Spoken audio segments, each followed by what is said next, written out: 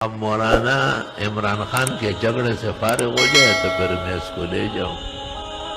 5-6 دفعہ تو پہلے آ چکا ہے. بسم اللہ الرحمن الرحیم. مفتی زرولی حفظ اللہ پاکستان کے ان جید علماء کرام میں سے ہیں. ان کے شاگردوں میں بھی بڑے بڑے مفتی، مفسر اور محدث پیدا ہو چکے ہیں. مفتی صاحب کو پاکستان میں بہت سنا جاتا ہے اور لاکھوں بلکہ کروڑوں کی تعداد میں ان کے فالوور موجود ہیں. مفتی صاحب مختلف موضوعات پر اپنی رائے کا اظہار کرتے رہتے ہیں. کرنٹ ایشوز پر بھی بول کر عوام کی رہنمائی کرتے ہیں. پاکستان کی موجودہ صورتحال پر تبصرہ کرتے ہوئے مفتی زرولی صاحب کا کہنا تھا کہ مولانا فضل الرحمان صاحب جس مشن پر چلے ہوئے ہیں اس کا اختتام تو یہی ہونا ہے نا کہ چوروں اور لٹیروں کو چھوٹ مل جائے گی.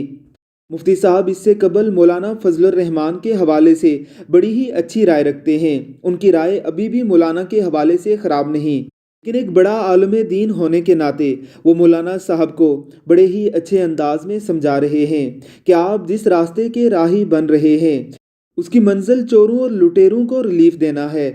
اللہ رب العزت کی ذات مولانا فضل الرحمان کو مولانا صاحب کی بات سمجھنے کی توفیق عطا فرمائے. آمین. وہ عمران خان کے بارے میں بہت سخت روش رکھتا ہے اور حیرت کی بات ہے کہ چھوٹے گا آپ کی تحریک کے نتیجے میں وہ چور لیگ جو چوروں کا جمگٹا ہے. میرا نانا میرا نانا میرا نانا، وہ کون تھا جس نے مجیب کو کہا ادھر تم اور ادھر ہم اور لکیر کھینچی درمیان میں؟ وہ کون تھا؟ کچھ شرم کرو اور حقیقت کے آئینے میں دیکھو. وہ بھی مولانا کو کہتے ہیں کہ مذہبی کارڈ استعمال نہ کرے. آپ شکر ہے کہ میں سیاست میں نہ ہوں، اور نہ میں اس کو کہہ دیتا کہ جب آپ مذہبی کارڈ نہیں استعمال کرنے دیں گے تو ہم تیرے جیسے شخص کی سیاست پہ لعنت بھیجتے ہیں.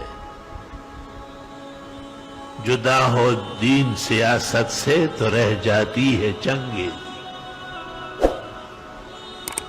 سیاست میں دین ہو، علم ہو، مولانا جیسے بہادر اور ان کے رفقائے مخلصین جیسے افراد ہو تو لوگ کم از کم مومن رہیں گے، مسلم رہیں گے.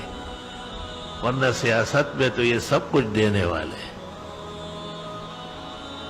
تو یہ ایک دکھ کی بات ہے کہ مشقت اور محنت مولانا کرے اور دھرنے دے اور احتجاج کرے.